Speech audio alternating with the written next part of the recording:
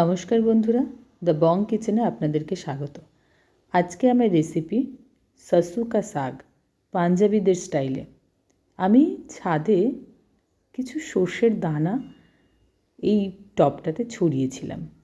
দেখলাম যে বেশ কিছু আমার সর্ষের শাক হয়েছে। এটুকু শাকে অবশ্য হবে না, বাজার থেকে আজকে কিছু সর্ষের শাক আনিয়েছিলাম, তার সাথে আমার টবের থেকেও কিছুটা সর্ষের শাক মিশিয়ে আজকে আমি আমার রেসিপিটা বানাবো। প্রথমে শাকগুলোর থেকে ডাঁটাগুলোকে আমি বাদ দিয়ে বেছে নিয়েছি।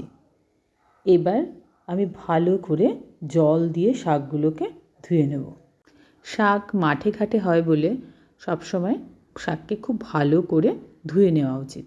অনেক সময় মাটি থাকে, অনেক সময় পোকামাকড় থাকতে পারে, সেই জন্য আমি খুব ভালো করে একদম কলের নিচে শাকগুলোকে ভালোভাবে ধুয়ে নেব।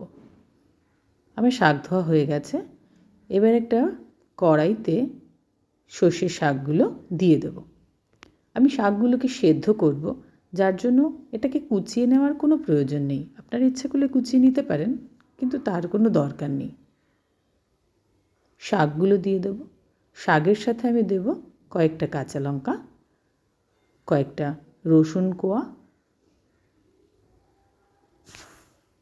আর একটু লবণ।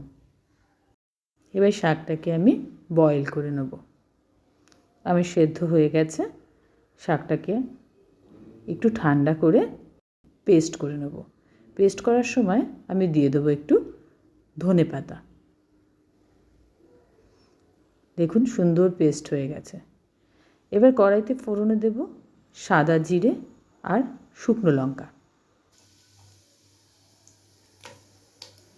যখন ফোড়নটা একটু ভাজা ভাজা হবে, তখন আমি কুচনো পেঁয়াজ দিয়ে দেবো।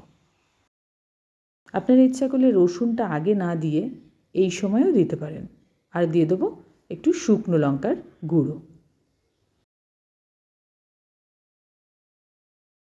পেঁয়াজটা হালকা ভাজা হয়ে গেলে আমি শাকটা এর মধ্যে ঢেলে দেবো।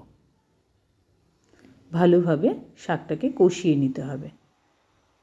গ্যাসের ফ্লেম হাই করলে চলবে না, মিডিয়াম টু লোয়ে রাখতে হবে। শাকের জল অনেকটা শুকিয়ে এসছে। এবার আমি দেশি ঘি 1 চামচ দিয়ে নামিয়ে নেব। তৈরি হয়ে গেছে আমার সরসু কা শাক।